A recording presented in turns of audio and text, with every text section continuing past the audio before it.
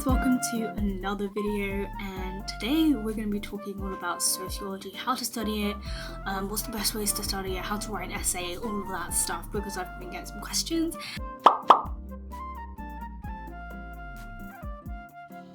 Okay, so the breakdown of this video is we're going to move from the beginning stages to the end stages of writing an essay. So number one, we're going to be looking at planning the essay. Number two, we're going to be looking at references. Number three, we're going to be looking at tips for each section of the essay. And then number four, we're going to be looking at general tips for sociology, studying it. Before I get started, don't mind the noise outside. My room is right in front of a busy road, so you might hear some cars passing through. But anyway, that's beside the point. Let's get on with the video. So the first thing we're going to want to do is plan. Now, the system that I use has 6 steps, and this sounds like a lot, but when I break it down and show you an example as well, it's going to be a lot easier and be less overwhelming, because when you write an essay, looking at a blank page, blank page syndrome is a real thing, So when you're staring at a blank page and having to write 3,000 words or 2,000 words or something like that, it can be quite daunting. So that is why I came up with this 6-step system, which hopefully will help you to break it down. This system will work for pretty much any project that you're going to do. So, step number one, you're going to want an overview of exactly the deadline you're doing, the project you're doing, the essay you're writing, to allocate the time and the dates that you're going to be working on it. So, for example, here I have the start date being the 8th of June and the end date being the 10th of June. And I also specify the time, so I know exactly how much time I want to spend on this essay that I'm writing. I also want to know how many words I'm going to be writing. And then what you're going to want to do is to break down the different components. So in an essay, this will be the different parts and paragraphs of the essay. So you want introduction, you have your main body paragraphs, so you might have 3 or 4, it depends on the number of words that you're going to need, and also the conclusion. And you also want to break down the word count so it's not as daunting. You don't go into the paragraphs thinking, how much do I need to write? But having the number of words already there makes it so much easier and a lot more easier to tackle. Then the next thing you're going to want to do is establish your working hours. When you're working on an essay or anything for that matter, it's very, very easy to just work all day and work until the late hours. And personally, I work best between, like 10 and 6 o'clock. So I try to keep my working times between those times. So as you can see, I've also designated an hour for lunch, so I know exactly how many hours I have to work on the essay. Then the next step is very simple. What you're going to do now is to work out how much time you need to do each of the components.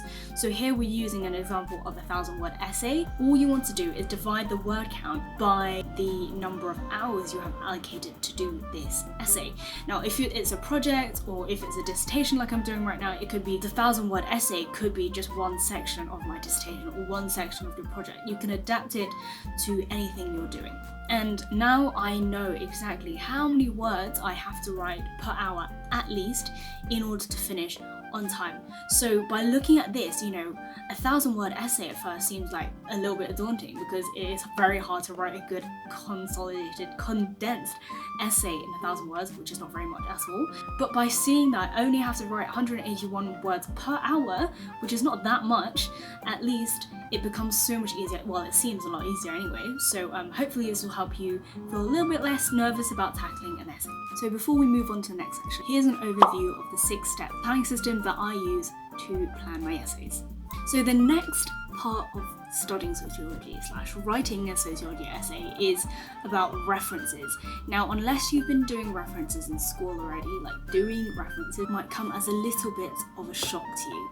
Now, it seems really complicated at first, but most universities will have a dedicated referencing guide page on their website or on their library website. So this, for example, is the Bath Library website, and on the referencing page we have lots and lots of tips on how exactly to cite and reference different types of articles, journals, books, reports, web pages, etc., etc.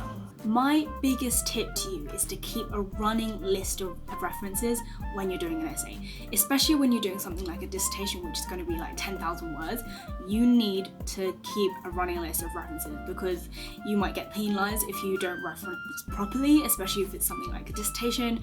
Obviously, some lecturers might be a little bit more lenient when it comes to like shorter pieces of work, but it's always good to have a good referencing habit, on day one. And a bonus tip is to use Google Scholar for references referencing, especially if the reference is really long. So what you want to do is you go onto Google Scholar, find the journal or the book or the article that you want to reference, and then click on the little quote mark symbol, and then you will see the list of the different referencing styles, and you can pick the one that you want to use. So the one we use at Bath is called Harvard. So now we're going to move on to each of the different sections of an essay. So in the introduction, my tip would be to just write down exactly what you're going to do in the essay. You're going to want to define terms, you're going to want to lay out your argument.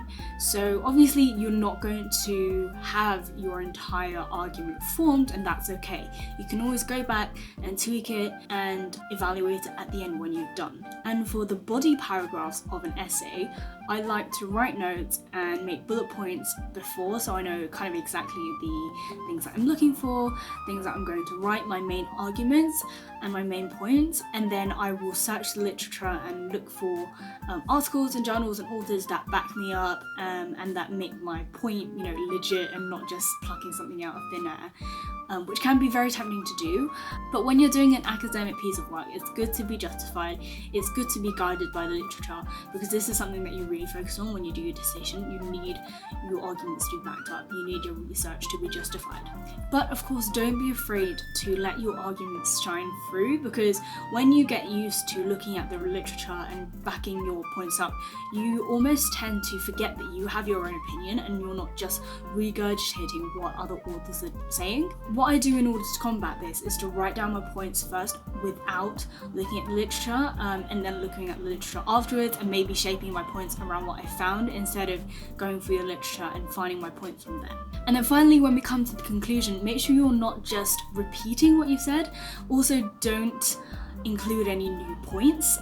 That's something that I tend to do. I'm very guilty of this. So make sure that your conclusion is literally just a summary of your argument and maybe some recommendations for research that you think will be helpful. But basically just make sure you round off your essay with a good, strong point. Now, in terms of general tips, my first tip is to take small breaks often. When you're doing a big piece of work, for example, I'm working on my literature review right now for my dissertation. Let me know in the comments if you want a video on my journey and my tips for doing a dissertation. I think that would be really interesting to document. But when you're doing a big piece of work, you can get tired very easily from staring at the screen.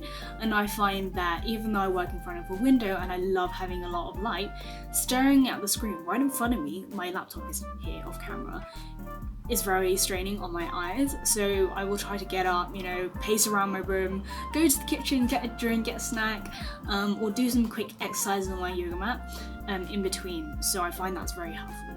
Something I also find very helpful is to block out time to dedicate to a specific subject, to a specific part of my dissertation, so that my mind is not switching from subject to subject. And I also mentioned this in my previous video, so check that out if you haven't already. But I find that really helpful to keep my concentration. And another tip is to use the Pomodoro method if you don't enjoy doing things for a long block of time. So that means like 50 minutes on, 10 minutes off, or you can even do half an hour on, 5 minutes off. So it depends on you and how long your concentration can go on without breaking. So hopefully these tips were helpful in writing a sociology essay, in terms of, studying sociology. These are the tips that have helped me, so I really hope they can help you as well. But with all that said, that is the end of the video, and I will see you next time. As always, comment below if you have any questions or anything related to Bath or sociology. I will be more than happy to answer them. But anyway, I will see you in the next video. Bye!